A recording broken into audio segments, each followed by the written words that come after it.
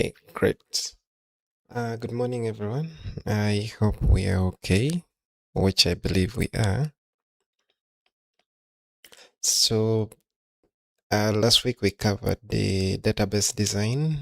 Today I want us to look at the practical bit of it, how you actually perform the database design from the requirements gathering, that is the analysis, and then you go to the phases that you follow. And now, after the phases, how you do go ahead and do the testing, etc. That's what I want us to do. So here, I want us to take a case study of a hospital patient management system. That's what I want us to start with today, and then we go through it. Okay. So, uh, in the database design, we say that we have the life cycle or the steps that we follow.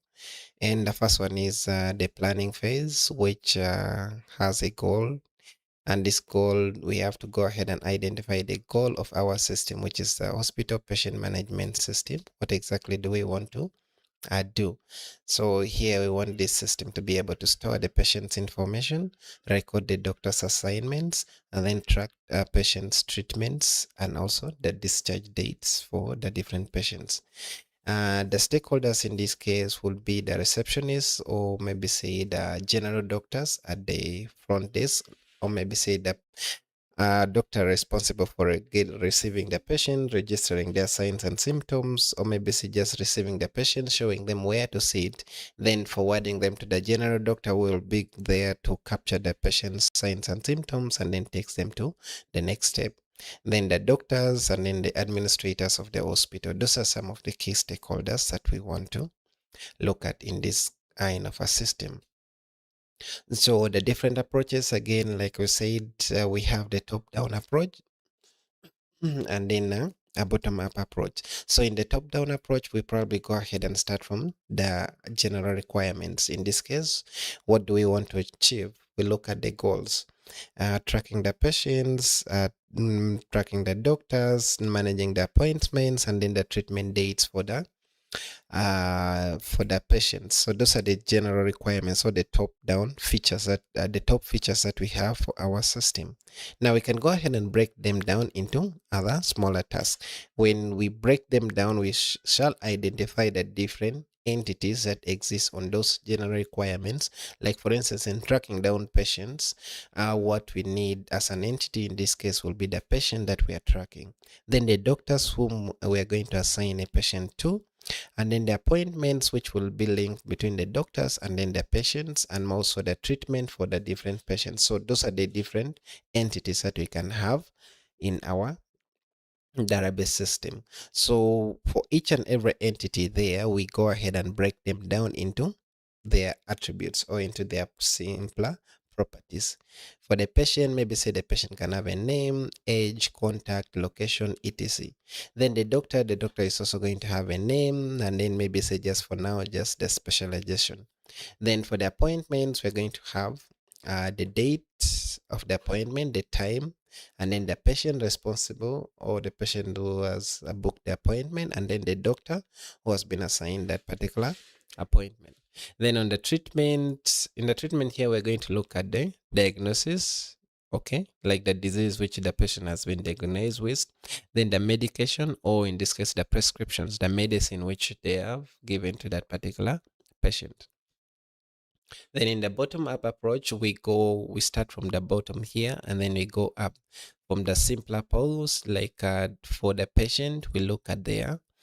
Um, we could go ahead and look at the existing records about the patient. We extract those particular data. Then later on, we shall group them into the different tables that we will have. So for a patient, we will be interested in the patient's name. We go where they had been registering the patients. So we look at what the details about the patient which they had been capturing.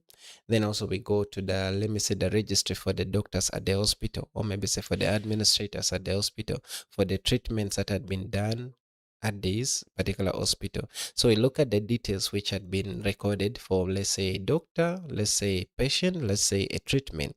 We generalize those details, which will be the properties. And once we generalize them, we shall come up with one single entity, which could be a patient, a doctor, a treatment, or appointment. And those ones become our tables, as you already know. So afterwards, we go to the second phase of our database design, which is the conceptual. So under the conceptual design here, we said we look at the entities, and for the different entities, we are going to break them into attributes. Then we also go ahead and look at the relationships that exist between the different entities. Say for a patient, what is there any relationship between a patient and a doctor? Then a patient and appointment, is there any relationship? And then a patient and then a treatment, or a doctor and appointment, or a doctor and a treatment, is there any relationship that exists between those entities? If they are there, you go ahead and add them. And how do you add them? You simply go ahead and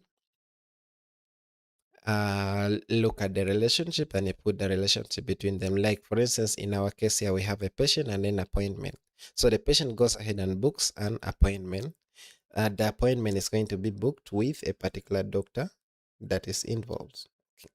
Then also the patient can receive treatment. That's a relationship that exists here.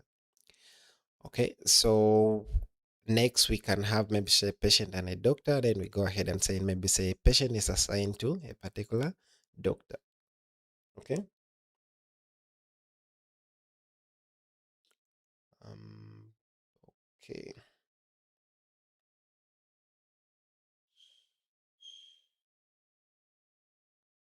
Then a patient also receives a treatment. That's also another uh, a relationship. So when it comes to now the logical design, this is where we translate this ER diagram, these entities and their properties into the actual table. So we move from just the square rectangular blocks in our ER diagram, then we go to the actual table.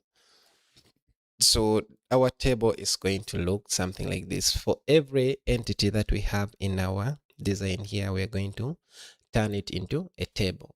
Then for every property, for every attribute of a table, it's going to turn out to be our column in the table. Every property of an entity, I mean, sorry, is going to be our table. So we're going to create an SQL which will help us to turn these entities into a table. Now, in the logical design, this is where our SQL comes in. So we get those particular tables, I mean, those entities, they become a table. And we use SQL statements to go ahead and generate or to go ahead and create these individual tables. A table exists in a database. Just like you can open let's say we can open up a folder, and in that particular folder we can put different files in them, or different Excel files in them. So you could think of a database as a particular folder that we have. So inside that folder we can have now the different Excel files, or maybe say the different tables in it, and each and every table is going to be having a column, and then the column will be having a type of data which you can take in.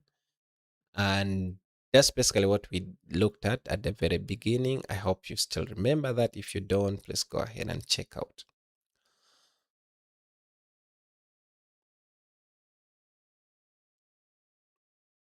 So this is how we're going to create our tables based on the entities that we have in the logical design. So all this, we're going to do it practically today, and you see how it's done. Then in the physical design, here we're going to go ahead and create some indexes so that later on when we're trying to look for a particular patient, it becomes easier for us to do so. Then maybe we were having now the patient's information in the hospital being recorded in an Excel file or any other system that was there. So we have to find a way of converting it to an SQL format which can be loaded to our database. So the created database, we can go ahead and load this particular information. So in the loading process, this is where we actually do the inserting, or maybe say converting that data into a new database. And how do we do that? We use an SQL statement called insert, or maybe say if we are using a tool like MySQL Workbench, or maybe say PHP My Admin, which I'm going to show you shortly, we go ahead and just import those SQL statements, and we'll be able to get our tables and data created or inserted in that particular database. Okay, so this is an example of adding or loading data in our database. We use the SQL statement again for inserting into. Remember the data manipulation languages and then the data duplication. The data definition languages. If you don't remember, then this is the time to remember them. So in the manipulation, that's where we are now touching the different rows or the values under the columns, and then the values in the different rows in our table. That's how, or that's basically what we are doing in our data manipulation. But in the data definition, this is where we're doing the creation. We create the database to make sure that it exists. We create the tables to make sure that it exists, so that later on when we want to go ahead and add the data, we have to find it there or it's existing. Now, imagine you want to add, let me say, some rows and columns in your Excel file, but that file does not exist. Or maybe say you want to copy a file and put it in a certain folder, and that folder does not exist. So what do? You have to first go ahead and create them so that they exist. Then you can go ahead and put the file in that particular folder. And the same thing applies with your Excel data. Say you want to add some rows and column in your Excel file, but that file does not exist. So what do? You open up Excel, which will open for you a new file. Then you add your rows and columns in that particular Excel file. Then you save it in the folder where you want to keep that. So the same thing happens to also our database. So imagine the database being now the folder, then the different tables being the Excel file which you have to create. So for us to do the creation of the database or the folder, and then the tables or the Excel files, we need the data manipulation languages the data definition languages in SQL. Then to now add the rows and columns in our Excel files or in our tables, we need the data manipulation languages. So there's going to be a time when you're adding the data, there's going to be a time when you're viewing the data, selecting, there's going to be the time when you're changing some information in your Excel file or in your table, that is updating, and there's going to be a time when you're removing data or a row from your table or Excel file, and that is deleting. So these are some of the activities or the actions that you're going to perform in the data manipulation languages. So let's go ahead and try to see how to do this. The testing, we're probably not going to do it for now. So the one thing that we're going to do first is we need to make sure that the database actually exists. And how do we make sure the database exists? We have to go ahead and download it and install that, which we're going to do it step by step. So for this case, we could go ahead and install MySQL Workbench, which is going to give us MySQL database for this case. But I feel like I'm used to XAMPP because normally I combine XAMPP and PHP for my web development, so it makes work a little bit easier for us. For me, that's why I'm going to go for XAMPP in this case. So I'll go to my browser and then I'll open a new tab. Let me increase the size. Control plus, I think 150 should be big enough. Hopefully you can see it, or I can increase that to 100 and that. So I'm going to search. I can search MySQL, okay, which is going to give me MySQL Workbench here. That's in case I want to go ahead and use MySQL Workbench. But in this case, let me first search that. So I'll come here and then I click on MySQL Workbench, which should be down here. So I click on this, I go and download and install it, but that's not what I want. What I want in this case is I want XAMPP. So I'm just going to type XAMPP and then I press enter. So I look for it here. It's here where it says downloads. Okay. So I click on the download and then I come and choose the version which I want. I'm using Windows. So I'm going to select for Windows. So I'm going to choose the latest version for PHP 8.2. So I'm going to click on download. Most of the Windows machines nowadays are 64-bit architecture. So just go and click on this download button and you should be able to see your download started in a few seconds. So once it has already finished starting, it will download on its own. If it's not, then you can go ahead and click this button here again. Okay, but mine is already here downloading.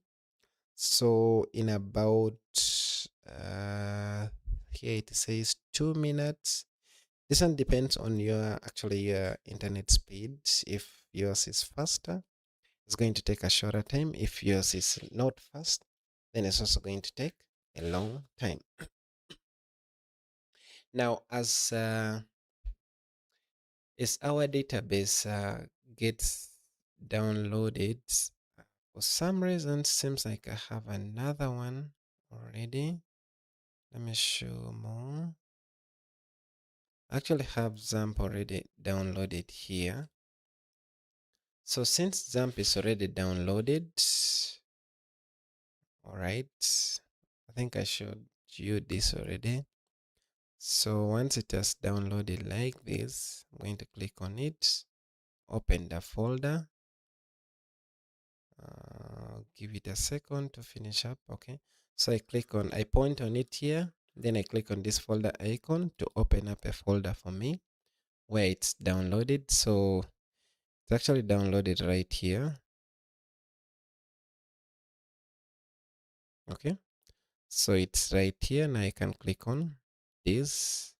So I double click on it, or I just right click it to run, which is going to ask me to go ahead and continue installing. If I say yes, I'm going to go ahead and click on the download button, which after it has finished downloading, it's going to go ahead and open for me the installer. So with the installer, let me first allow this. Okay, so it's going to give me this. Let me go ahead and put this. So it's going to give me this screen, which I will click on next. So you just follow the prompt, click on next. Okay, then you, for all this one, just leave it selected by default, then click on next. Okay, then this you choose the folder, so you just go ahead and click on next. Mine is going to refuse because I already have it installed. So when I click on next, it's going to say that the folder selected is not empty. Please select a different folder. So mine is already installed, that's why it's saying this. So I have to go ahead and choose a different folder.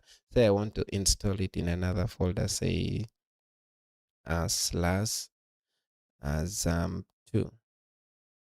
That's in case I want to. But if you don't, you just go ahead and leave it and click on next, and then it will start the installation. And once it's finished, it will have already finished. So you just close here. So after you have closed that, you come to your folder here. Now inside this folder, you'll have to go to local disk C. Then there will be this folder. If you have put it in local disk C or C/, you're going to have this folder here. Let me increase this side a little. So you're going to have this folder here called XAMPP. Okay, you double click on it. All right, so when I double click on it, it will open. Now my first task is to make sure it's running, so I'll come down here and I select this option, XAMPP control. If you see this one here, XAMPP control. Okay, you double click on it. Right, so after you have double clicked on it, it's going to open for you XAMPP control panel, which is where you're going to start your XAMPP application. And once XAMPP application is started, you'll have the option for starting your MySQL database to be able to run successfully the way you would want it to run. So it will open, after double clicking, it will open for you this panel here, which is our XAMPP control. So on this panel here, you'll have a row labeled Apache under service, which will be a box here, which should always turn green when it's running. Then there is going to be another tab here, or another column here called module.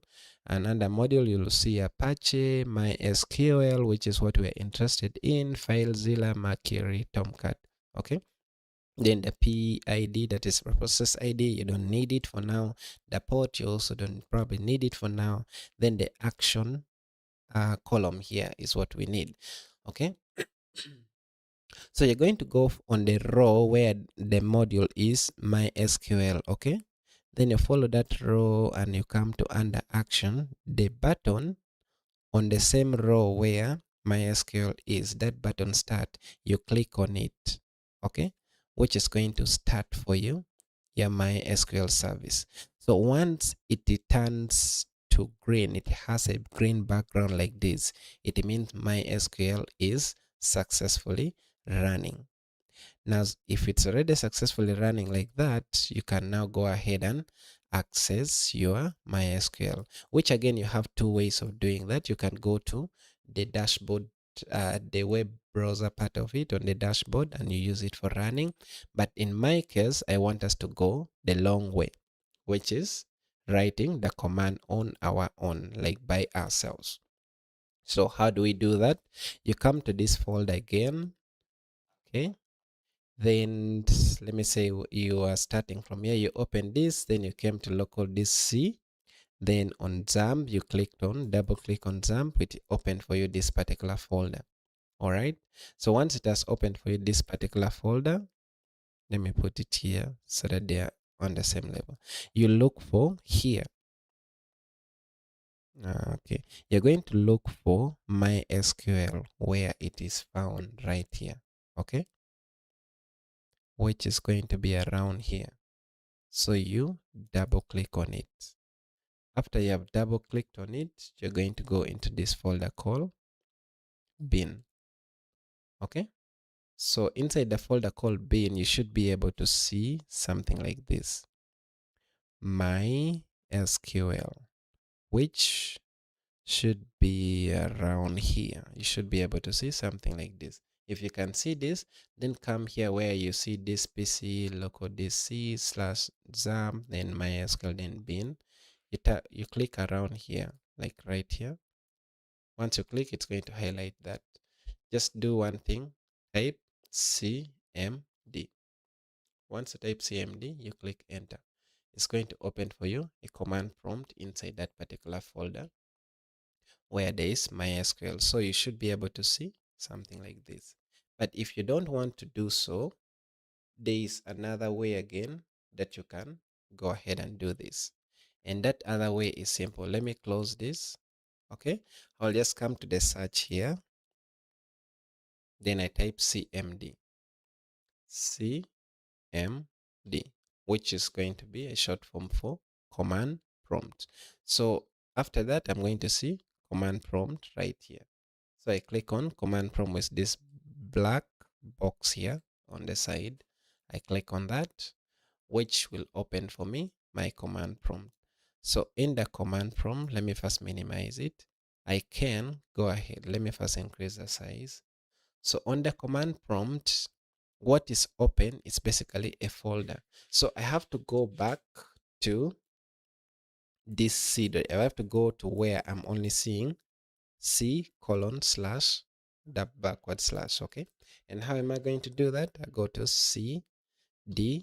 I type this command CD space, then the two double dot like that, and I press enter. I'm not yet on C, so I'll do again C space dot dot. So dot means go back one space behind. Okay, one folder behind. And I'm not going to explain most of this one right now because we don't have the time for it. So now that we are here, if I type dir, that is list directory, or if you want to check the content of the folder you're in, you're going to realize that we see a folder called inetpub mysys64 performance log, program files, but the ones that we are interested in is XAMPP. So where we are right now, when I open my folder like this, where we are actually is basically inside this folder. So when we open earlier files, we were inside this folder here. So we had to go one step behind. We came here, then I had to go another step behind. Now we are here. So what you can see here is basically also what you are seeing here, if you notice. So we have inetpub, we have MySys2, we have MySys64, pathlog, performance, etc users, then we have Windows and then XAMPP down here, and that is the XAMPP that we're having here. So this is what we want, and that's where we want to be. Okay, so now what we want to do, we want to go to inside XAMPP, which is cd space, then you type the word XAMPP like that. Then inside XAMPP, when I come back here, when I double click on XAMPP, this one now it means I'm inside XAMPP. And if I, from here, I can see all the folders here. And if I want to see it here also, I will just do dir to see those commands. Okay, I think this is not where we are. So when I see all, this is the commands, the folders that I have in my XAMPP. So when I go back inside here, where I want to go inside this folder called MySQL. So in the file explorer here, I can simply double click it. But on the command prompt, double clicking means typing cd, or opening the folder means typing cd space, then the name of the folder, which in this case is MySQL. So when I type that command, I press enter.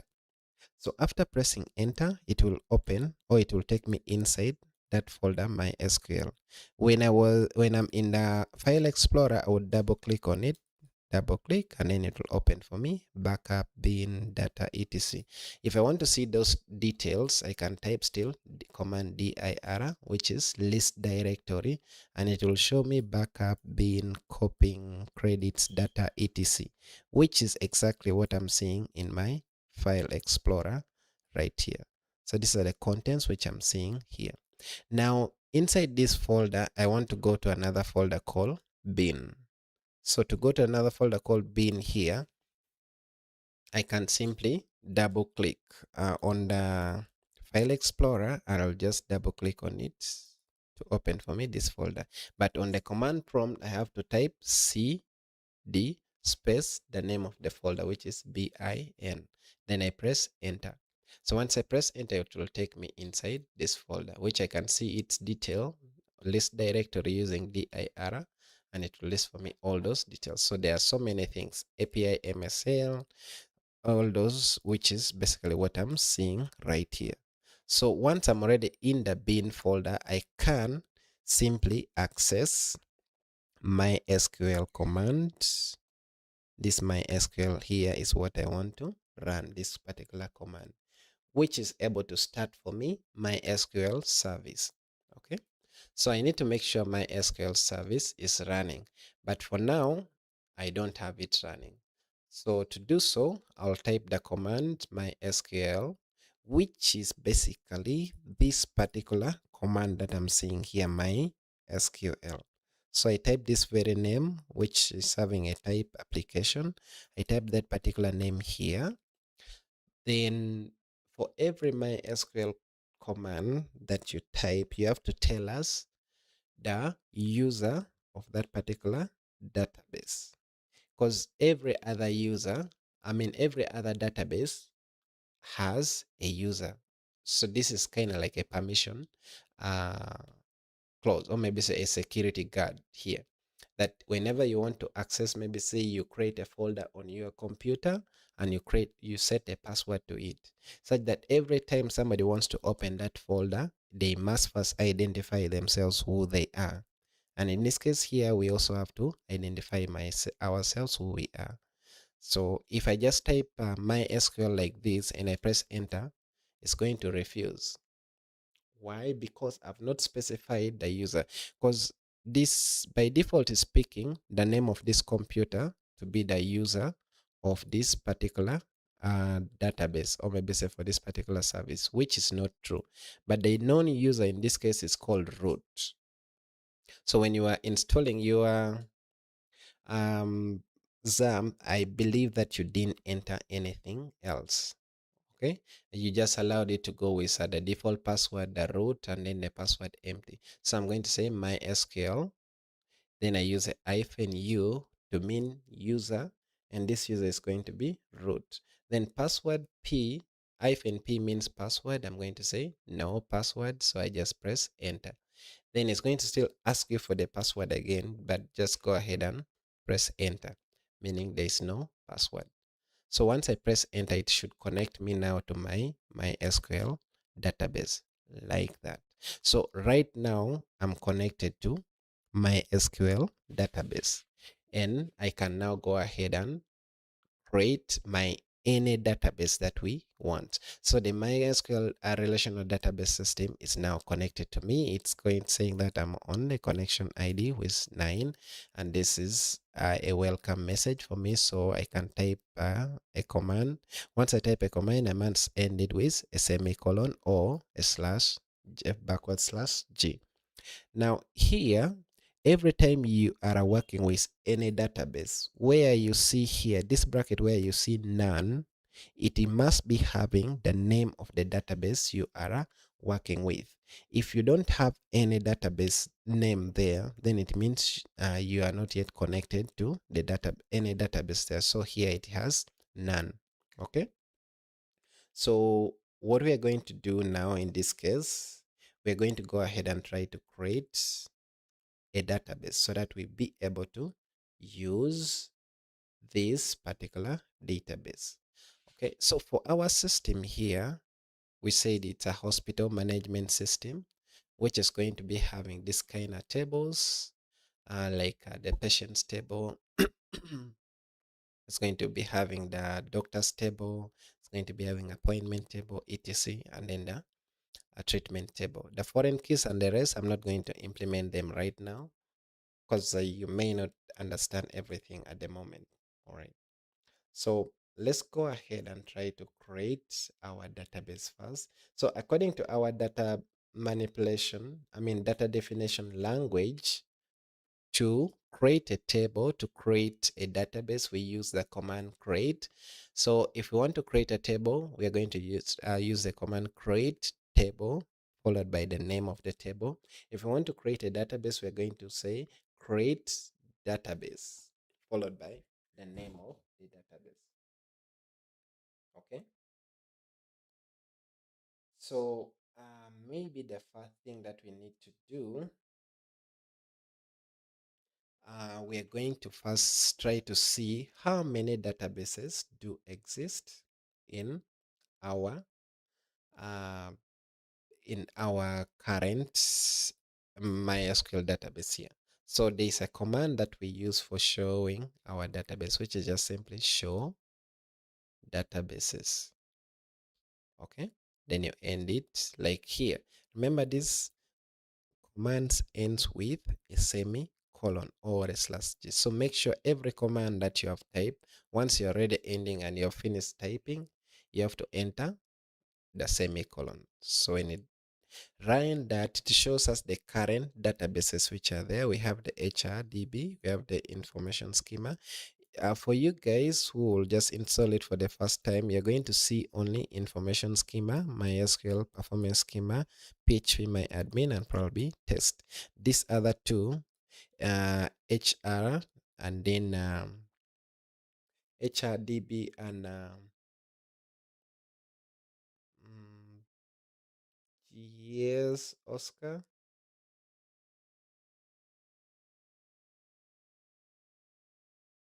Any question?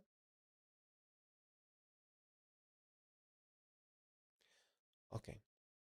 So once you install it for the first time, you're only going to see these four databases, HRDB and then WebDB. You're not going to be able to see anything else. Let's go ahead if you have a question.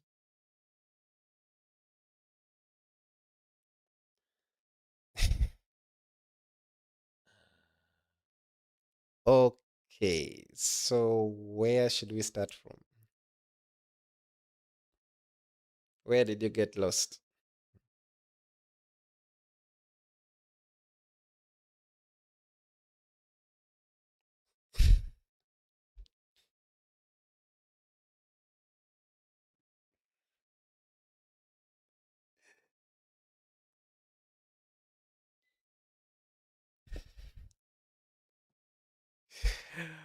Okay, I'm going to exit here. Let me exit here first. Okay. All right, so I'm going to assume this one is not there also. I'm going to assume this is where we are, and also going to make an assumption that we have just uh, downloaded. I'm going to assume this is where you stopped understanding, basically around here when we click the download button. Okay, so when you click this download button, it's going to download for you this file. And once it's downloaded, you're going to see it here. It's going to look like this. Okay, so it's going to look something like this. So this is what you're going to see. XAMPP Windows x64, which I think I can increase its size a little. So XAMPP Windows x64, or I just change it to this. So this is what I expect you to see. XAMPP Windows x64, it is this name here. All right. Now, if that's the case, so what you're just going to simply do is double click on or right click on that particular folder. If you don't want to double click on it, just right click on it and click on open. Okay, to run. So once you open it to run, it's going to start the installation process. So it will ask you for the permission to allow it to install. So you click on yes. After clicking on yes, it will proceed with the installation steps. In the installation step, it's going to ask you some permissions. Okay, and those permissions are going to be let me first go back here a little and accept where is it, right here. So you have to first go ahead and allow this, okay, which is saying you're installing it as activated user activation control there. So you don't have to go ahead and put it in the C/program files where most of the excuse me, where most of the software files are installed in Windows. You don't have to put it in that.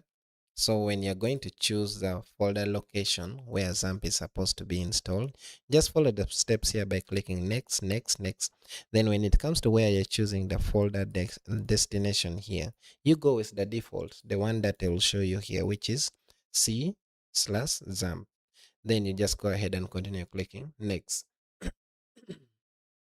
Mine is not going to accept to proceed because I already have something installed there. Okay, so I'm just going to go ahead and click no, and then I can come and change this folder location. So to be able to do so, I can give it a different name and then I continue. But now that I already have it installed, I'm going to cancel it here. But for you, you'll have to continue clicking next and then it will install for you. Once the installation is finished, we close it will finish the installation. Then on your computer, when you come back and open it, you go to local disk C, or maybe say just start from this PC, then you double click on local disk C to open it. You're going to see a folder called XAMPP right here. So this is, I think, where somebody said that I was a little bit fast. Now I'm going to go a little bit slowly on this step by step on what you need to do. Okay. So the first thing that we need to do is make sure that we get um, this panel here, the XAMPP control panel running. So let me first stop this and then I close it. Okay. Now I'm assuming we have successfully downloaded and installed our XAMPP. And let me use this location. It's gonna be a little bit easier. So I'm assuming you have downloaded and installed your XAMPP, and it's here. It's, you can see that particular folder here. If you have not yet seen this, then go back and double click on the file that you've just downloaded from internet, XAMPP, Windows, something like that. You double click for it to run and install. Then after it has finished, you just go ahead by clicking just next, next, next. You'll come back, open, click on this PC, double click on it to open it. Then you'll be able to see your XAMPP folder here. So once you see XAMPP folder here, you can double click on it also to open, or you just simply right click and click on open.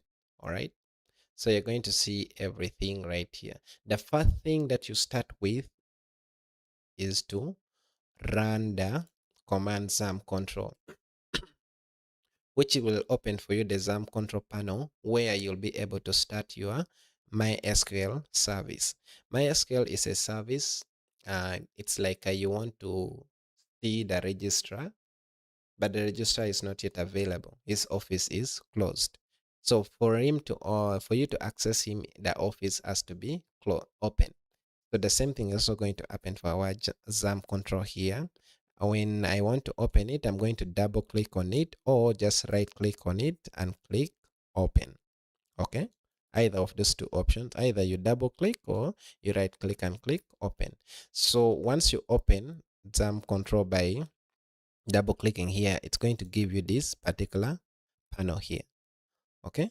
So on this panel, what you can do here is this. You're going to look for a row which is saying MySQL. Under this, under the modules, under the column modules here, under the service, there's going to be just white boxes. Then under the column module, I can't increase this size, so you have to probably force your eyes to see clearly. So under this folder here, under the column module, you're going to look for the row where there is XAMPP, where there is MySQL, okay? So on that row, you go under the column actions, okay? So you click on the button, the start button, which is on the same row where there is MySQL, for the MySQL service to start running. So how do I do that? I just click the button. And how will I know it's running? The MySQL and the module here has to turn, the background has to turn from gray to green. Okay. So once it has already turned to green, then you know it's running. You leave this as it is, just simply minimize it. Okay. All right. So after you have minimized it, now it's time to go ahead and access your MySQL service, which you have started from here, which you have started from the XAMPP control panel. So this MySQL service here, its background is green, meaning it's running somewhere, but in the background. So now it's time to go ahead and access it. All right. So how do we access it? We have to go back again to the other folder where where XAMPP is installed. Then inside that particular folder where XAMPP is installed, we're going to find a folder called MySQL. Then in that folder called MySQL, where XAMPP is installed, what we're going to do next is we're going to open that particular folder called MySQL. And inside the folder called MySQL, there's going to be another folder called bin, or bin. So we open that particular folder again. And once we have got that particular folder, we will now have a command there which is called MySQL, which we run it to be able to access the MySQL service, or to start the MySQL service, but this time on the command prompt. And that's what I want us to do right now. So I'm going to go to the file explorer. Okay, let me open a file explorer here. Let me just open one. Okay. So it's, once this file explorer is open, I'll go to local disk C as usual. Then I double click on it to open local disk C. Then I'll have the folder XAMPP open. So I double click on that to open. it. Then inside this folder XAMPP, there is a folder called MySQL, which I'm interested in. This is the second time I'm accessing this folder after the XAMPP control panel here is already running. Okay, so in the second time now I'm interested in accessing my SQL, and the MySQL in this case is in this particular folder. So I double click on it, or I right click and then open. Then inside MySQL there is another folder which I'm interested in called the bin, or the bin. So I double click on that to open it. So once it's open, it's going to show me a list of different files, so many of them, but the only one I'm interested in is my SQL file here, which is a command for accessing or running my SQL service. So I can only run this command from the command prompt. So I have to go ahead and access the command prompt, or open the command prompt and navigate until I reach this folder. So until I'm able to see XAMPP, then slash MySQL, then slash bin, I'm going to be sure that I'm not yet in the folder where this command is found. So on the command prompt, I have to make sure this particular folder, this particular name here, XAMPP slash MySQL slash bin, is found or is being seen on the command prompt. The shortest way to access this is by just coming here where there is bin. So you just move the cursor a little bit ahead and then you click on it. Then you go ahead and type CMD. Now on the command prompt, what you need to be seeing is C a colon slash XAMPP slash MySQL slash bin. Daniel, you have a question?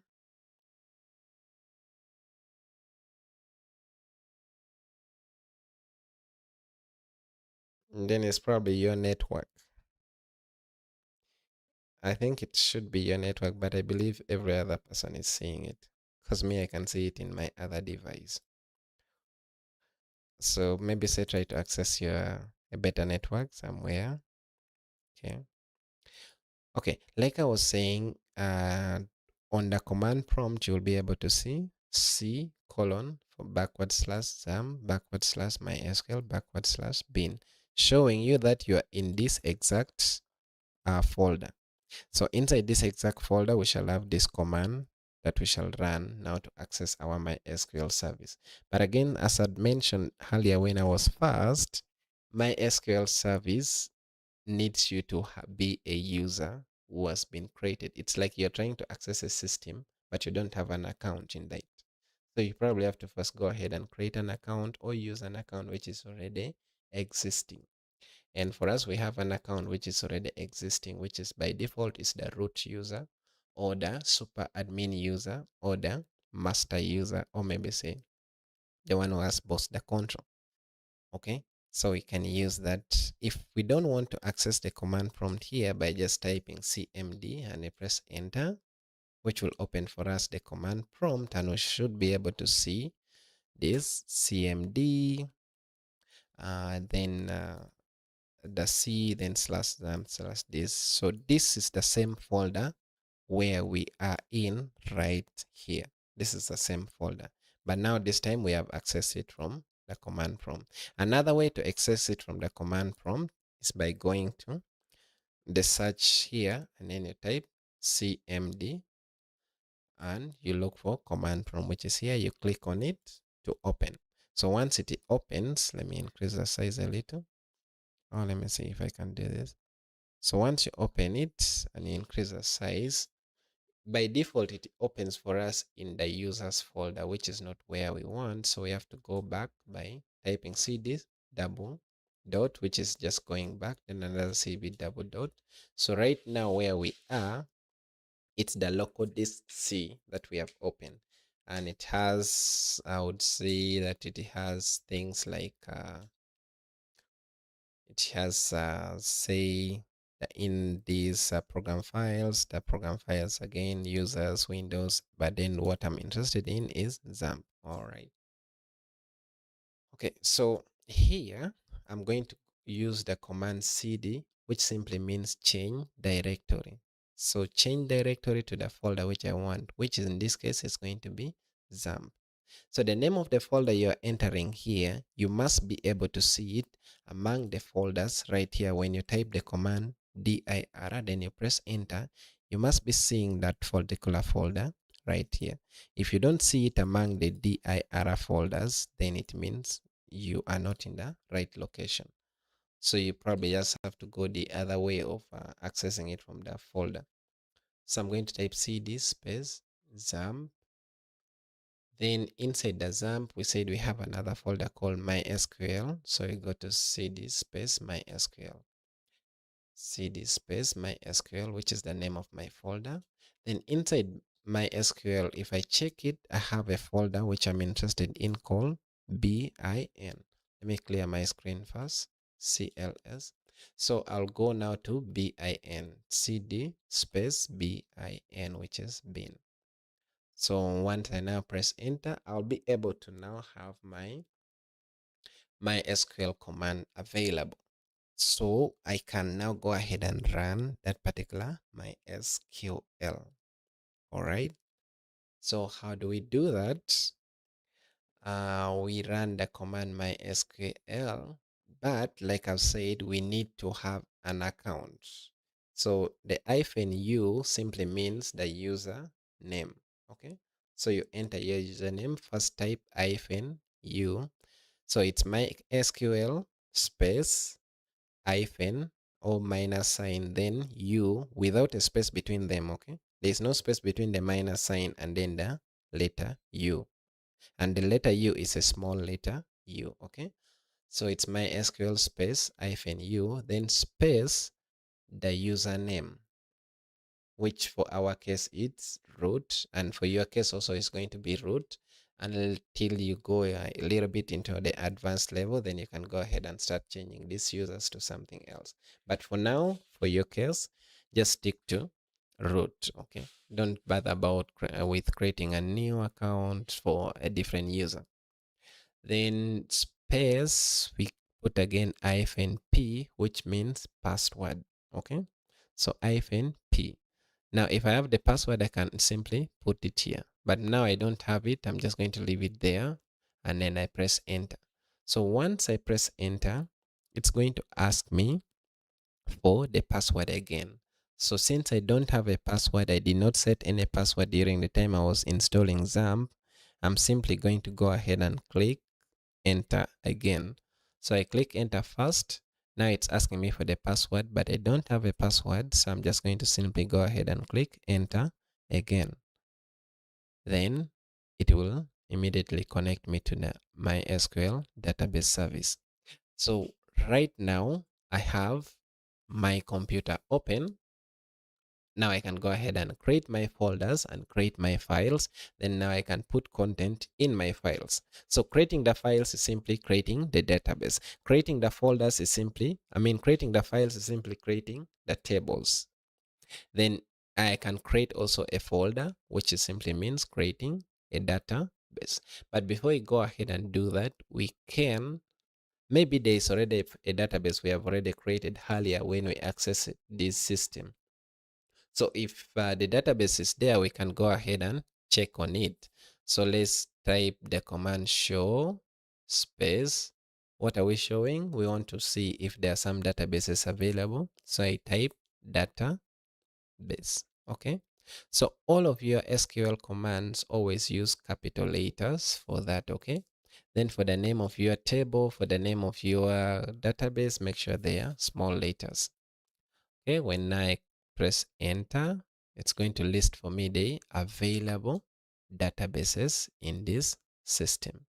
And the different databases available here are HRDB, Information Schema, MySQL, Performance Schema, PHP Test, and then Web Admin. These are the different databases which are available here. Okay, now that I have the databases that I know and I don't have my own database available, I can go ahead and create my own database. Okay, how do we create a database? We use the SQL data definition languages, which has the create, which has the alter.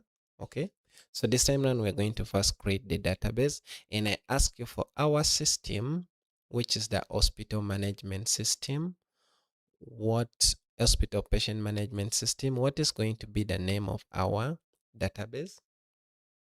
We can choose any other database, say maybe say hospital DB, say maybe patients database, say maybe say doctors database, any other name. For this case, I'm going to choose a name called, I think hospital will do. So we use the create command, create SQL command, okay, which is going to help us in creating our database. So how do we create the database? We call the name of the database. So we create the database by saying create space, then the database that we want to create. We want to create a database, okay? So create database means you want to create a database, okay? Then space, the name of our database. What should be the name of our database? I think hospital should do. So I'm going to say hospital underscore DB. So that's the name of your database. All right. Right. So let's enter now. You end the commands with a semicolon. Okay. So I press enter, and it's going to give me every time you see query okay, it means your command was successful. Now here I'm confident that my database hospital underscore DB, hospital DB is already created somewhere. So it inserted one more row in the columns where databases are found. So how do I know that the database is created? I can still run this very same command again, show databases. And my database hospital DB must be now among the list of the different databases available. How do I know that? I'm just going to run that command again, show space data base says. Okay, then I press enter. Now, if I scroll down, now I'm able to see my hospital DB right here. So this is how we create a database in MySQL. You use the command create database, then space the name of your database. All right. So given the name of your database, then you end it with a semicolon. Every time you have written a SQL command, make sure you end it with a semicolon, because if you don't do that, you're going to get errors, which I'm going to show you the different errors later on. So right now, still here shows none because we have not yet selected any database that we want to use. So among these databases here, for us to go ahead and put our content in a particular folder in our Windows, we have to go ahead and open that particular folder first, and then we can put the files there.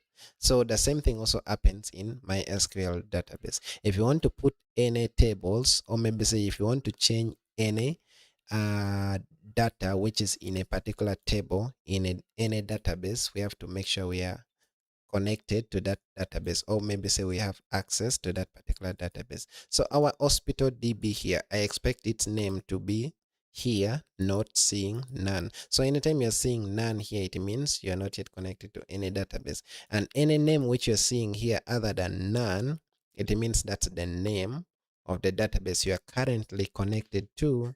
So if you don't want to use that particular database, you have to change or switch to another database. So how do we connect to a database? There is a command called use. Okay, use space the name of your database, then you end with a semicolon. So it's going to be simple. So just type the command use space then the name of our database. Which database do we want to use?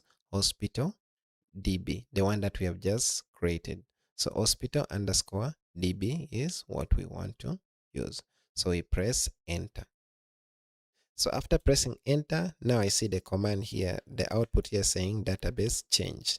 And from none here, I can now see hospital DB.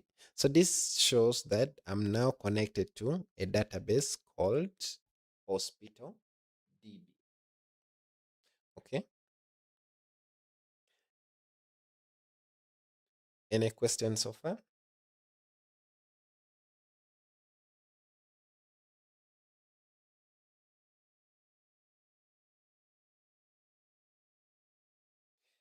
Uh, where exactly?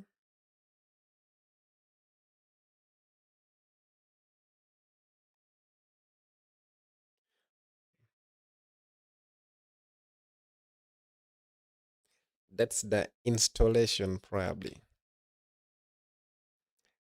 Anyway, the installation process, you're just going to go ahead and follow the steps. You just keep on clicking next, next, next. After you have opened the installer file, just continue clicking next, next. Don't change anything. Then you'll be able to get things done. Okay. So now that we have our database, I think it's time we check if there are at least any data or any table in our database. If you open up a folder in your computer, you'll probably see some files there. If there are no files, you're going to see an empty folder. So we can also check our database to see if there are some tables inside it. So how do we do so? We just use show tables. So the command show works for databases, for listing the different databases available. And also once you're connected to any database, it can also help you to see the different tables available. Okay. Then if the table is already available, you can check its content.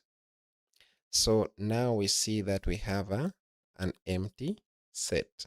So the empty set means we currently don't have any table in our database. Now it's time to go ahead and create the table in our hospital database. And the different tables that we're going to create is going to be for patient, it's going to be for the doctor, it's going to be for the patient treatment, and then it's going to be for appointment. So I'm going to create the table for the patient and then for the doctor. Then at your free time, you're going to go ahead and create the table for the appointments and then the table for the treatments.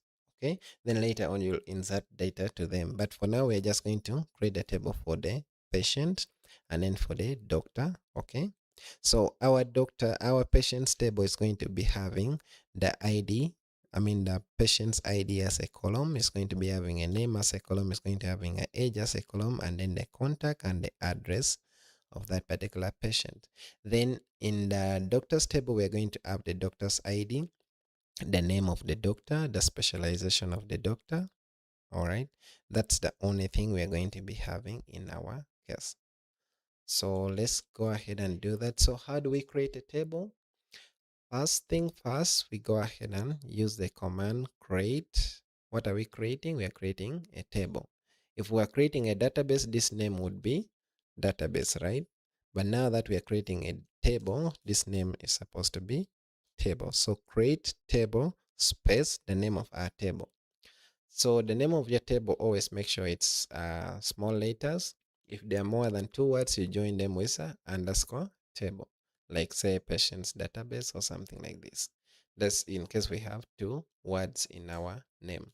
But now that we have only one, so we're going to have patients. So create table patients space, then you open a bracket, the parentheses. All right. Now this is where I want you to be very strict, or maybe say very careful, especially when you're in exam and you're doing it practically.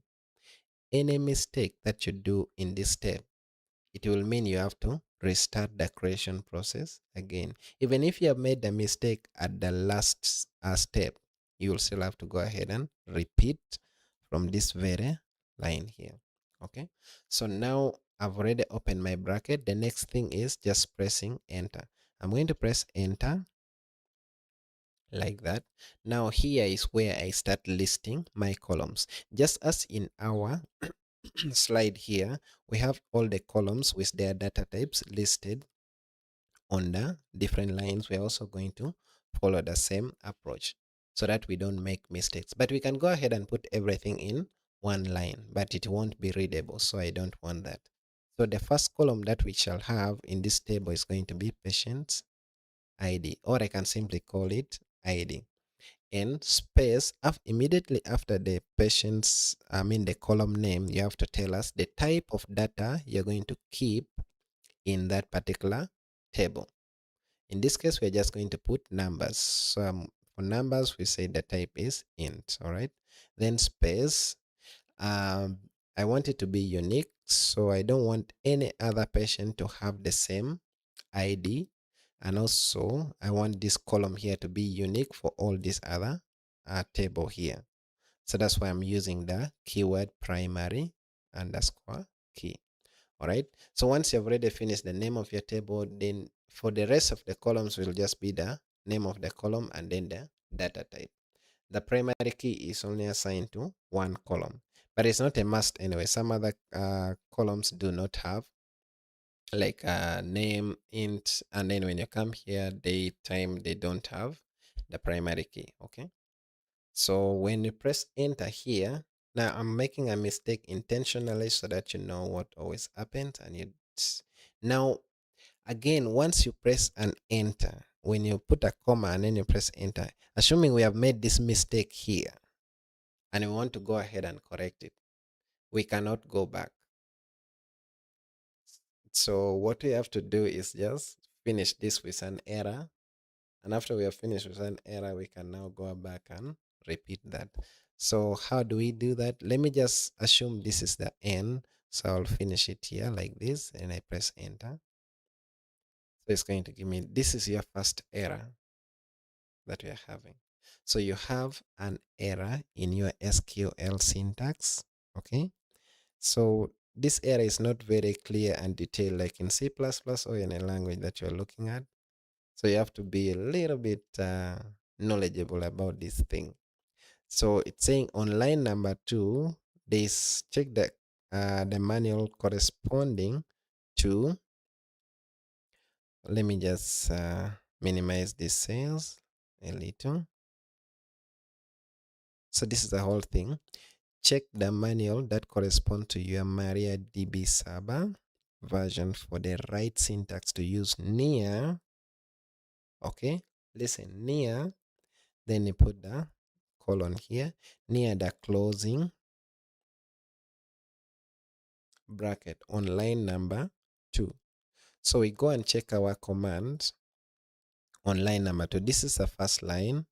This is the, anyway, this is the first line continuing up to here. Then this is the second line. So on the closing near this closing bracket here on line number 2, there is something wrong on the previous line.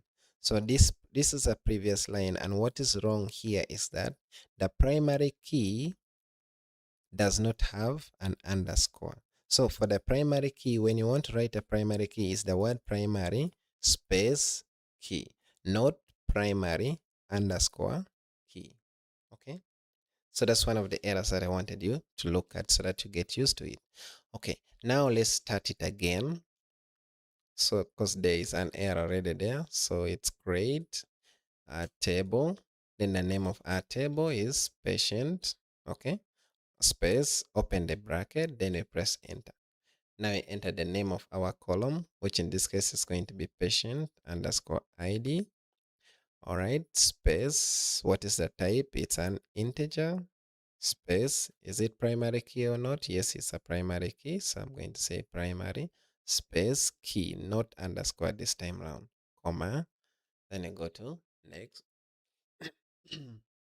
The next column name is name space, what is the type?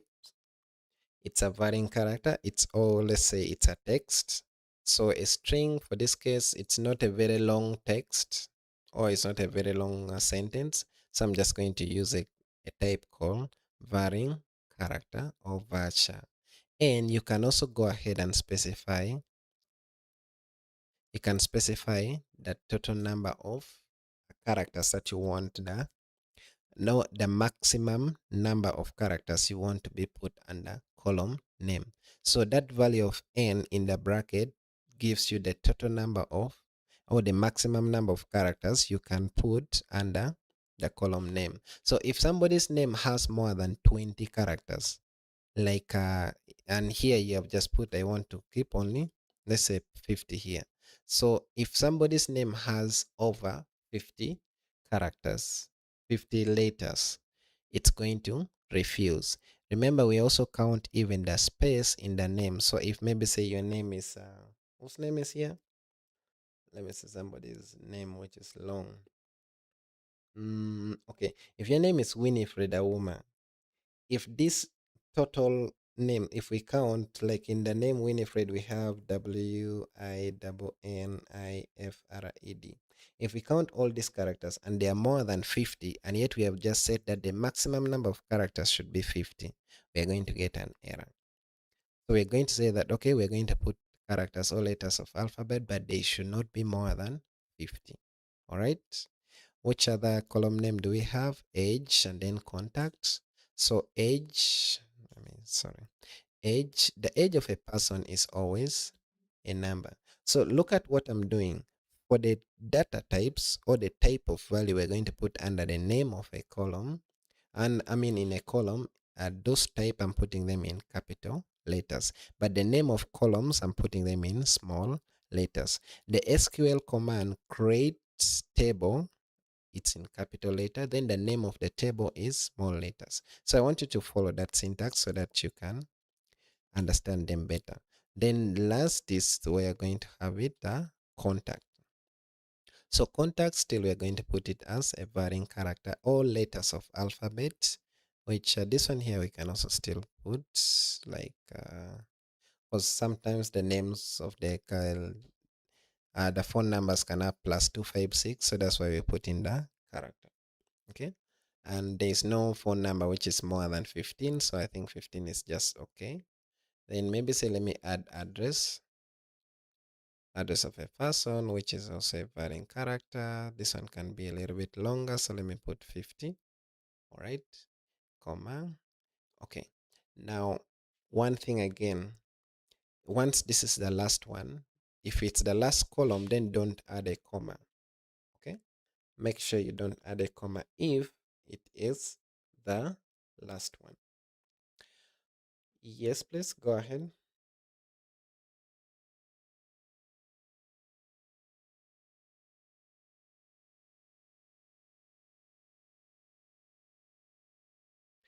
Here, okay, the reason why I'm putting contact voucher is because if you have seen, some people write their phone numbers with the country code. Like the country code for Uganda is 256. But for you to write the code number, it's going to be +256.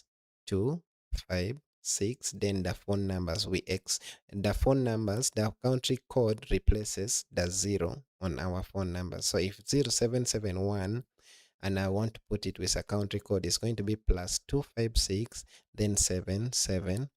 We replace the 0 with the country code. So if we are saving the phone number with the country code, the plus sign at the beginning is not a number. So we have to cater for that. That's why I'm putting it as a varchar. That is a varying character. That's the reason why I'm adding that. Is that clear?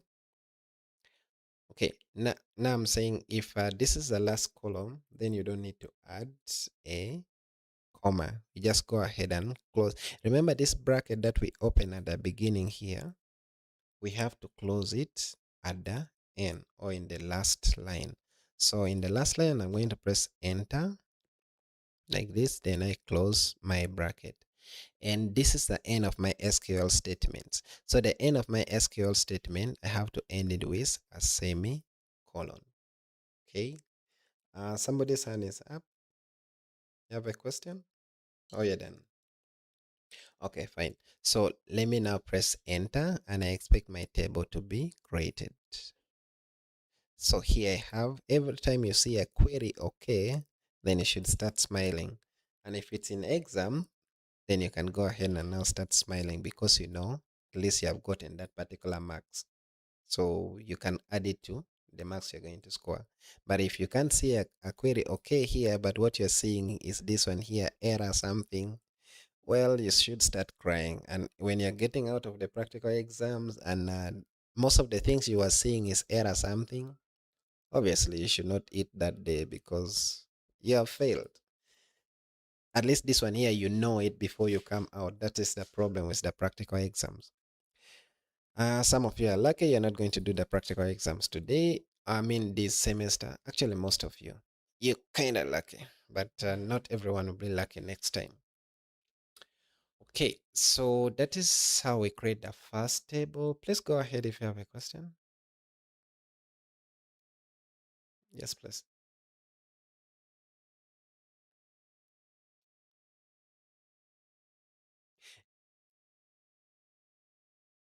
Okay, the varchar means varying characters. So varying characters in a sense that we can have numbers in it, and then we can have also letters of alphabet in it. We can also have special characters like the plus sign, like the hash, like the full stop. I mean, like the dollar sign.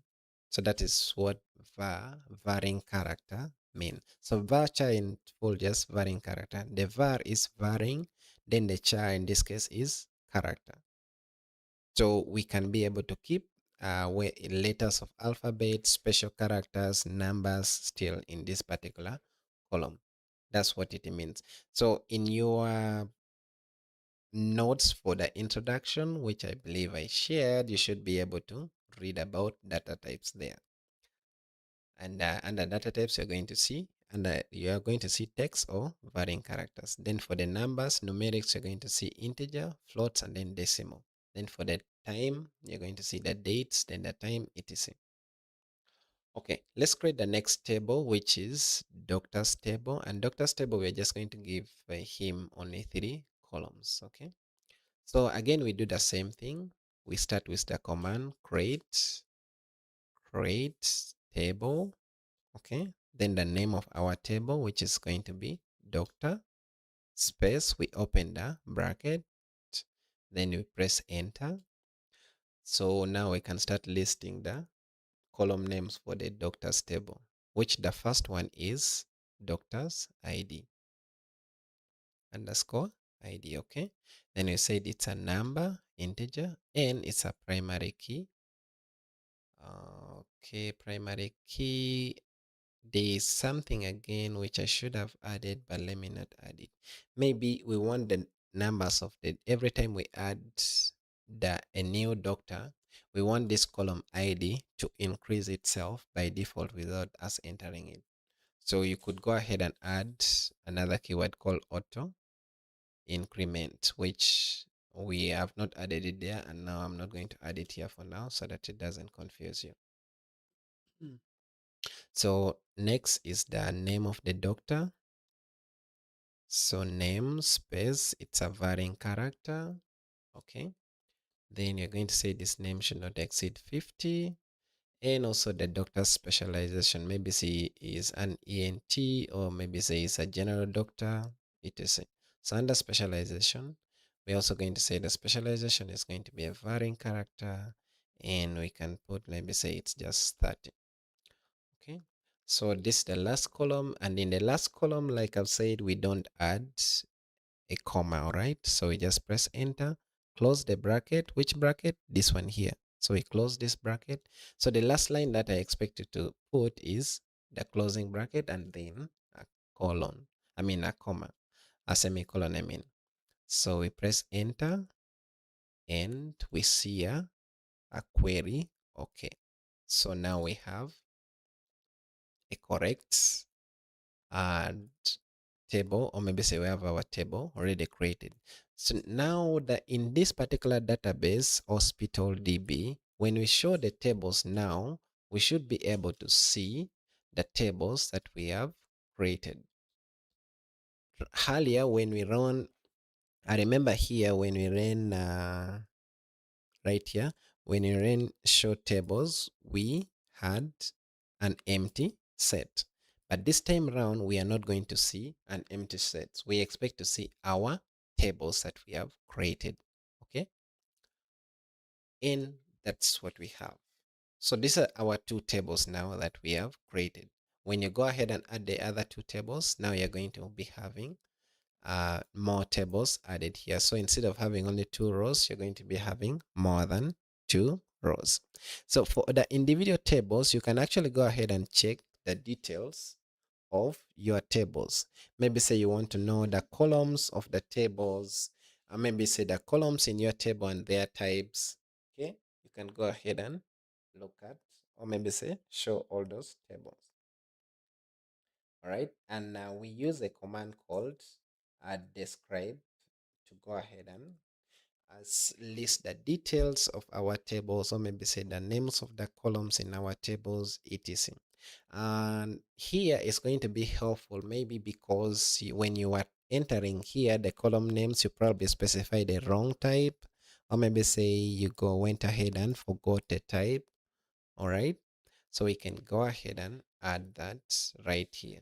So how do we know the details of our table? We can use a command called describe, which will show for us the detail of a particular table. So it's describe, the command describe space, then the name of the table.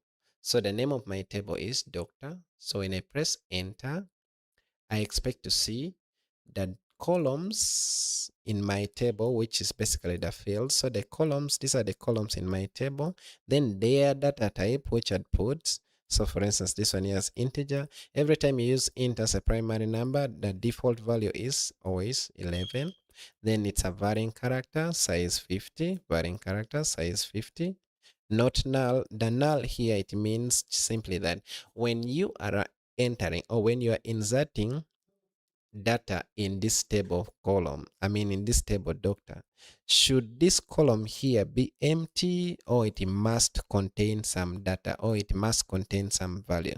So if the null here has a no, it simply means there is no way you're going to leave this column blank. Okay, and if we have the auto increment here already, we will be just leaving it as that.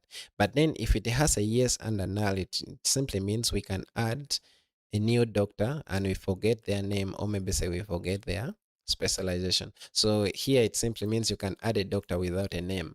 You can add a doctor without a specialization, which is not a good design constraint. So we have to go ahead and modify this column to make sure we change this value from yes to no, such that anytime we are adding a doctor, we restrict and say a doctor must have a name, a doctor must have a specialization. Then under key here, this is a primary key. If there is a foreign key somewhere here, we'll also list it here. If any column has a foreign key, it will be listed here as FOR. Then the default values for this particular column, we don't have any for any of this column, and there's no any other extra value. So this is how you describe, or maybe say you check the details of a particular table. This is how you show or you list the different tables in a database. And this is how you list the tables in the databases in your MySQL service. And now when you want to create a database, you just simply go ahead and use a command, create the database, then the name of your database. If you want to create a table, then you go ahead and just create a command, call the command create table, then the name of your table, and you go ahead and list the column names plus their data types, etc. So that's how we create data, or maybe say that's how we create tables in and in databases in our MySQL service. Okay, so the next step is to add some data in our database. I think this is interesting. I should put it in exam. Yeah, I need to go and update these questions before I submit them. Definitely going to have something here. Okay, so you should take it a little bit serious, especially the dose of looks and hopes. For Daniel, I think you guys are a little bit lucky, but you're not going to be very lucky next semester. All right, so let's insert some data or add some data. And because currently when we try to get some information, or maybe say when you try to get some data, maybe say we want to list some doctors who are available. So we can use the command select all the columns. So select name and then specialization from So right now what I'm going to see, I'm pretty much going to see an empty set because I don't have any doctor available. So if you want to list all the doctors, you use the command select, then you specify the names of the columns that you want to choose. But if you want to get all the columns in that table, use the asterisk, which just simply means all.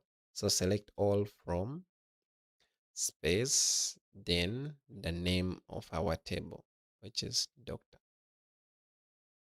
So in enter here, still is going to give us an empty set. Why?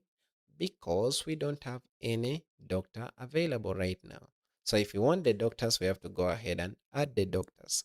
And how do we do that? We insert. So we use the command insert, which is insert into, then you specify the name of our table, doctors. All right. Then we can go ahead and specify the names of our columns, which is going to be doctor's ID underscore ID, comma, the name of our doctor, comma, then the specialization. These are the specialization. Let me reduce the size a little so that you see. All right. So these are the columns that we have in our I have a spelling error on doctor's name. Now let's assume I intentionally make this error. All right. So then here we go ahead and put the values. The values are the exact data which we want to put for this particular doctor. So this doctor is going to be the first doctor. So he's going to have a ID1 space, then the name of the doctor. Since it's a varying character, varchar, it has to be in a quote. Okay. So we're going to have the name of the doctor, say, hmm, who calls, I think it's Luke who calls himself Dr. Luke. So let's say it's called Dr. Luke. Okay. Close the bracket, close the quote, comma, the is specialization. Who are you? Medical doctor? Let's say general doctor. I hope you're actually a doctor anyway, or the academic doctor. I don't know. All right. So that's it. Then we can press the semicolon. Now we expect our doctor to be added, but since we have an error on the name of the table, it's not going to work. So let's press enter and then you see what happens. Exactly. So error 10 something table. It's also in the database hospital DB. We don't have any table called doctor, but then we have a table called doctor. So that particular table does not exist. That's the error you're getting. So what you have to go ahead and do, you check the name of the table and say, oh, yeah, I made a spelling error here. So you have to go ahead and correct it.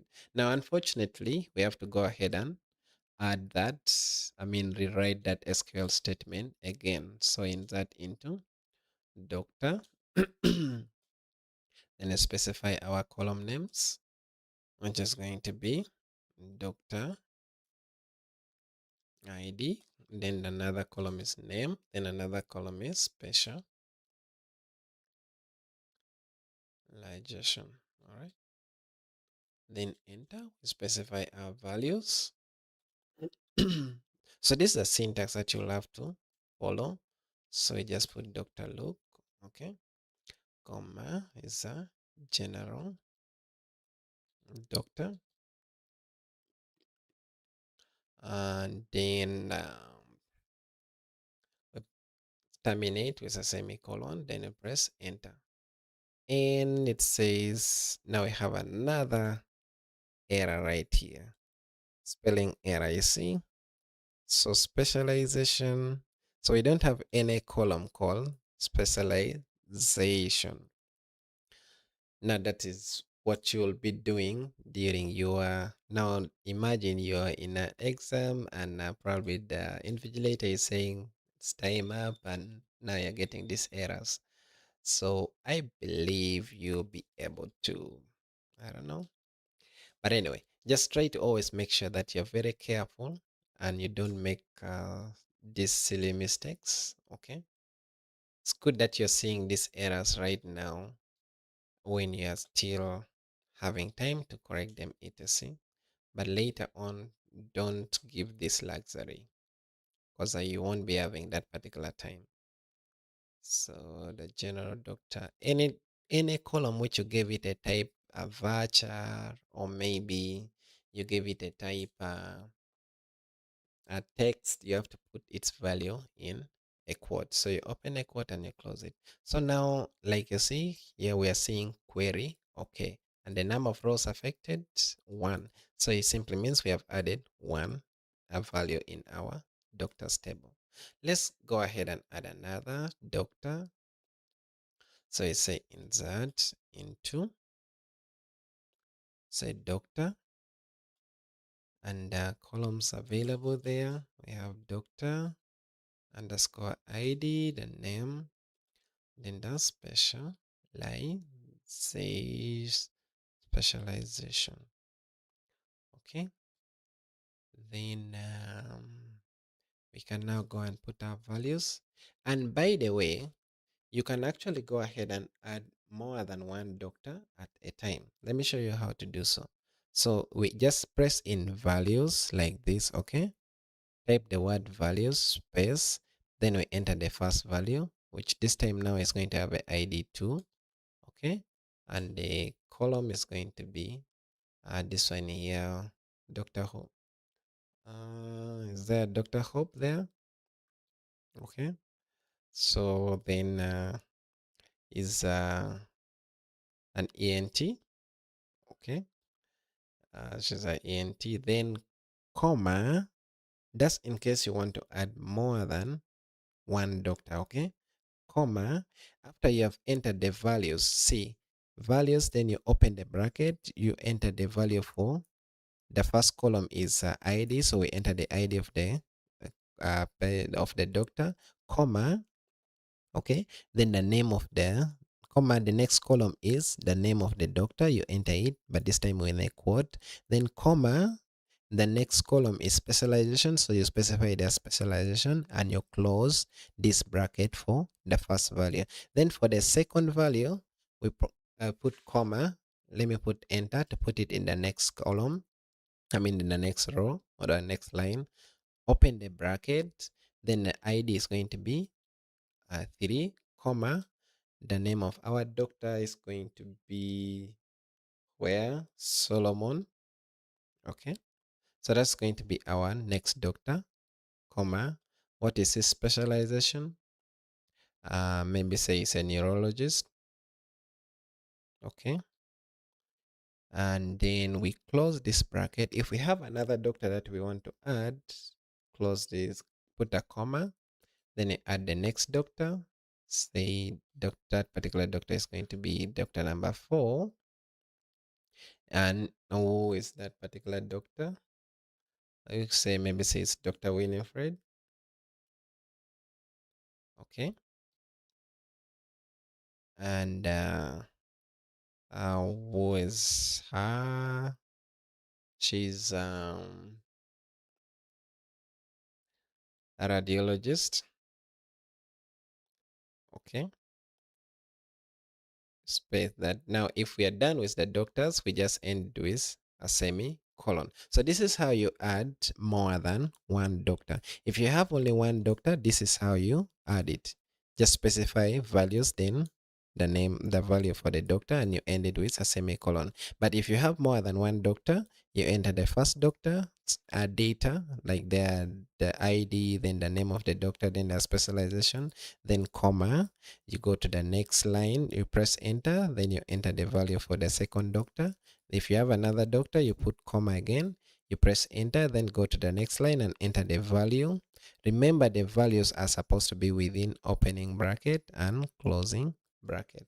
Okay, and if maybe say it's the value, that particular column, the data type is varchar or text, you have to put them in a quote. But numbers, you just leave them like that, it's going to pick it. Numbers and dates, you just leave. Oh, dates, you also put them in a quote. No, You don't put the dates in a quotes. Okay. So now when I press enter, this time round, I expect here it was saying one row affected, query okay, one row affected because I have just inserted one doctor. But now that I'm inserting three doctors, okay, I expect to see query okay and then three rows affected. Okay. So let's press enter and then we see. Now this is it. So three rows affected. Okay. Records added 3. Is there any duplicates? No, there is no duplicates. Is there any warning? No, there is no warning at all. So that's how we create our, or maybe say we insert data in our database. Yes, go ahead, Dan.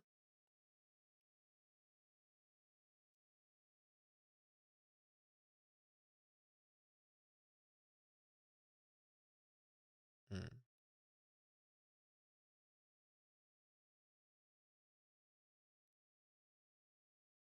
mm,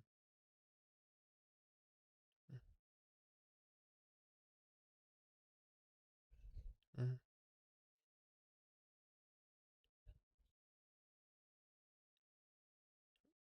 mm.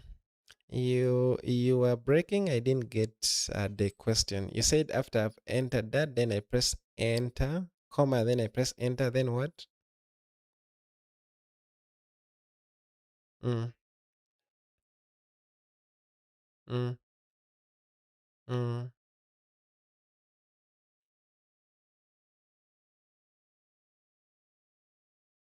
yes.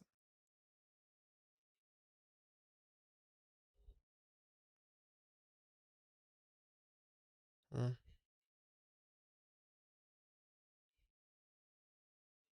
No, you write value only once, okay?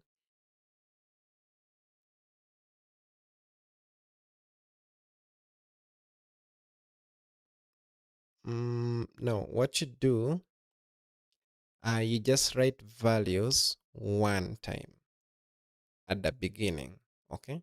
For the first value, you just write values once. Then for the subsequent values which are coming, like for the next doctor and then for the other doctor, you just keep on putting comma the way we have done it here. If you keep putting values everywhere, you're going to get an error. That syntax won't be recognized by MySQL. Okay. Yeah, so just make sure you put values here only once at the beginning here, immediately after specifying your column names. So that column names that you're specified here, make sure their values is what you are putting right here. Okay, so now when we try to list the doctors who are available, so you go ahead and uh, type select. This time I want all the columns. Select all from, then which table is that? Doctor. Okay, then I end with a semicolon, then I press enter. This time around, I don't get an empty set, but I see my doctors displayed for me. If I don't want to see, I only want to see the column, let's say the name of the doctor, or maybe say the specialization.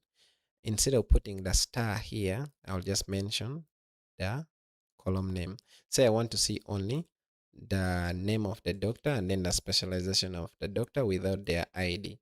What I'm going to do here, I'm just going to type select a name, comma, the next column, specialization.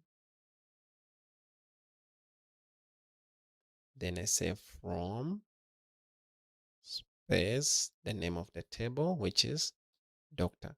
Then I press the colon and I enter. So it lists for me now, it only lists the name and then the specialization. But here I'd use all, the star, it means all columns. So it gave me the doctor's ID, then the specialization. So if you're listing the different doctors available, you can specify that I want only the name, or I want the column specialization also.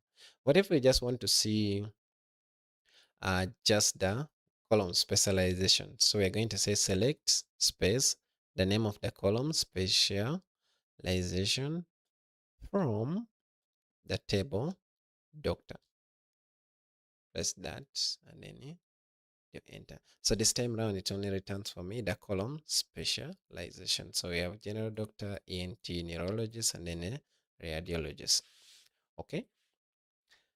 All right. So how about we later on realize that, you know what, Dr. Luke has gone ahead and done further studies. So this time around, he he went ahead and did a course in heart surgery. So right now he is a specialist in heart diseases. So he can perform those surgeries in heart. So he has become a heart specialist. So this time we are going to change his specialization from general doctor to heart specialist. So how do we do that? We use a command update. So we use there is an update a command in SQL. So which says update. What are you updating? Tell us the table you're updating, which is going to be doctor.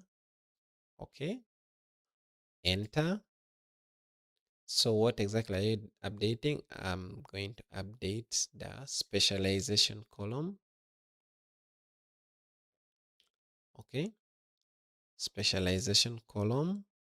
And I'm setting it, giving it a new value called heart specialist.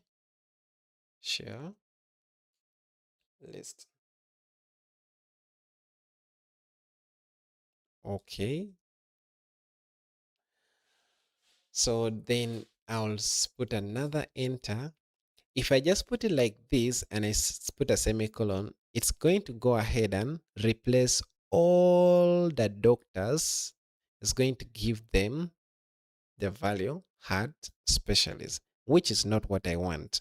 But I just specifically I want for Dr. Luke to be a heart specialist, but the rest should remain the way they are.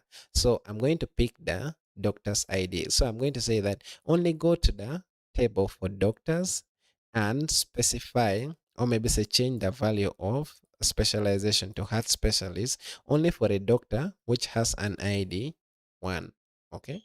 So I'm going to add a where clause here, which somebody's already complaining. So it says that doctors underscore ID is equals to 1. Then I press enter. Okay, so once I press enter, it's telling me that query okay. So one row affected, rows matched, one changed, one warning, 0. So now when I display the list of doctors, I expect the specialization for doctor with ID 1, which in this case is Dr. Luke. I expect his specialization no longer to be general doctor, but I expect him now to be a heart specialist. So let's go ahead and select all again and see. Say select all from who? From doctor. All right. And there we go. So now Dr. Luke has a heart specialist as a specialization. All right, so let's assume that Dr. Hope has left this hospital. She has joined another hospital, and now we don't want to keep her detail in our database. So in that case, we have to go ahead and remove Dr. Hope. So we can go ahead and delete Dr. Hope. So I'm going to delete from the doctor's table, but this time around I want to delete only the doctor whose ID is 2. All right. So let me go ahead and use the delete keyword. So I'm going to say delete from doctors. Okay.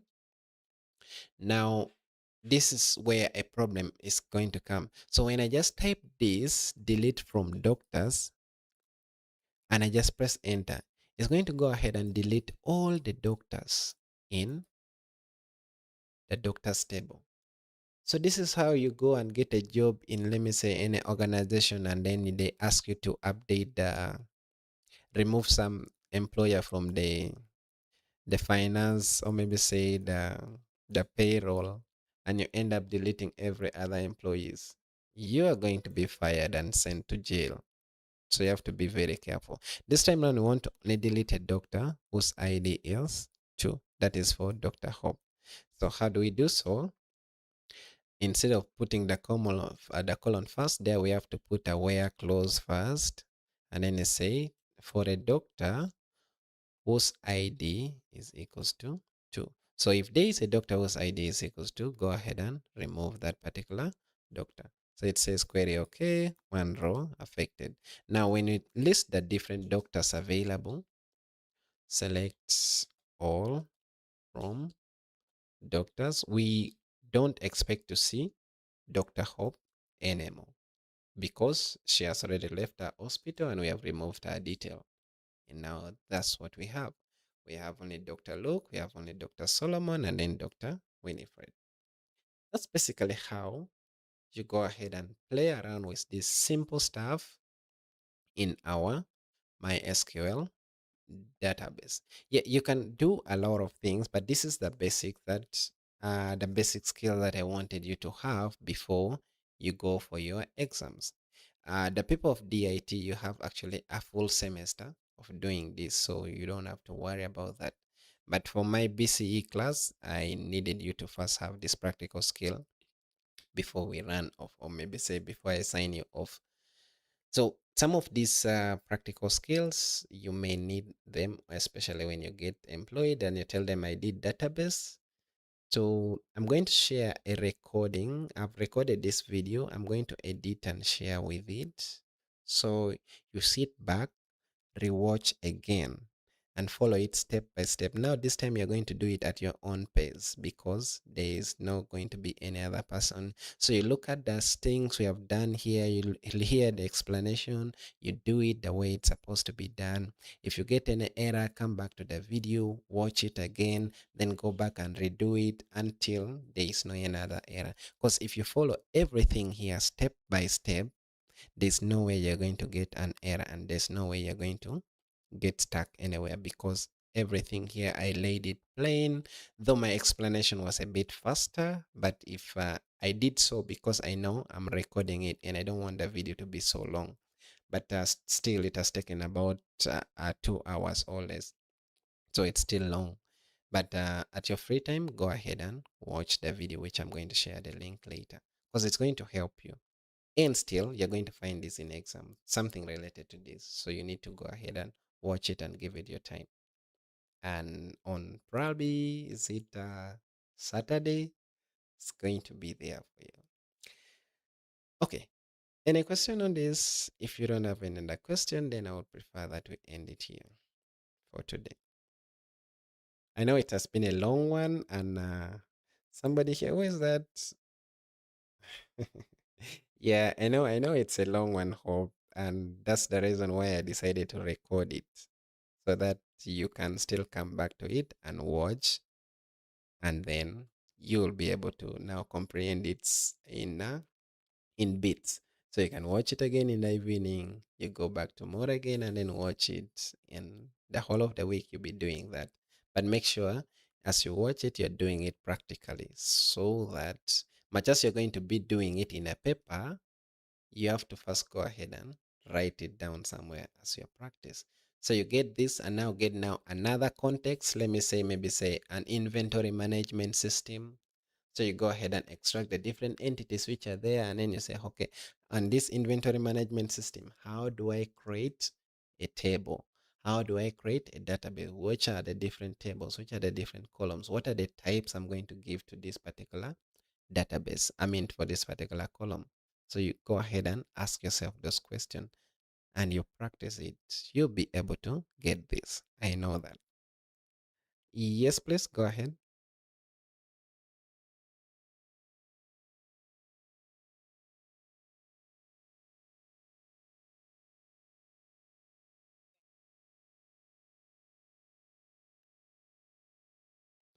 Yes, just follow the steps that we have in in this video. It's the same thing that I was doing. If you do it the same way, maybe the names will okay, the names from the command line is not going to change. You just do it the same way it's doing in the video. You follow it step by step. You won't be able to get lost, I know. Okay, any other question?